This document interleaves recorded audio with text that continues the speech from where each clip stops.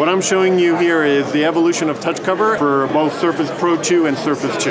So this is kind of the old version of touch cover, and it actually has 80 sensors. And we moved to 1092. And 1092, basically we gave people a really high resolution, pressure sensitive grid that sits underneath here. Still kind of the same kind of technology where we can sense your hands when you're on top of the keyboard. And we can, deduce whether you're trying to type or trying to find home. And with the high resolution grid, we've been able to accomplish three things. The first is we're able to improve your accuracy. And you can see here, we can't tell on this, because see how thick these sensors are.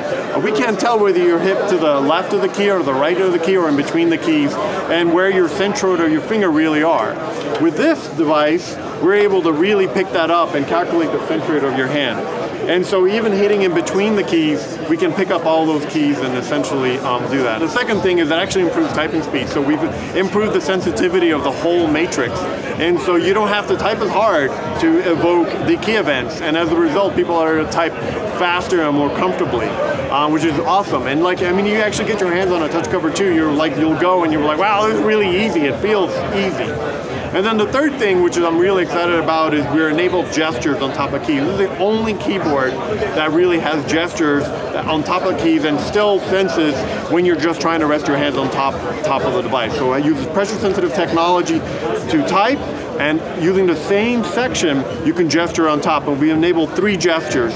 The first gesture is take two fingers, put it anywhere in the QWERTY section, and you move the text insertion pointer.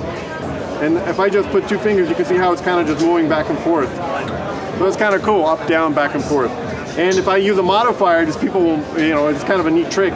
If you hit the control key, you'll jump every other word, so you can actually go faster. It's like a boost to the gesture, so you can see how fast that's going. The other thing is, if you take the second gesture, two fingers anywhere in the backspace row, will select and delete automatically. So, let's just say I'm typing away, and I want to delete.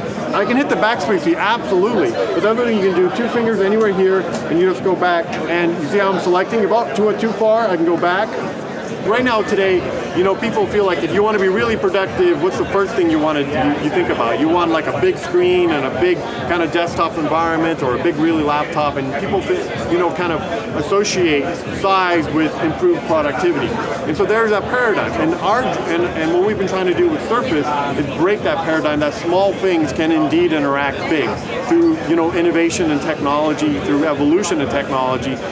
Computers and processors and memory will become smaller and smaller and smaller, right? But the thing that doesn't change is human interfaces, right? Your hands don't get smaller, your eyes can't see any sharper, right? And so our goal is how can we use technology to improve efficiency and productivity while everything is still small, and kind of break that paradigm so small things can be highly productive.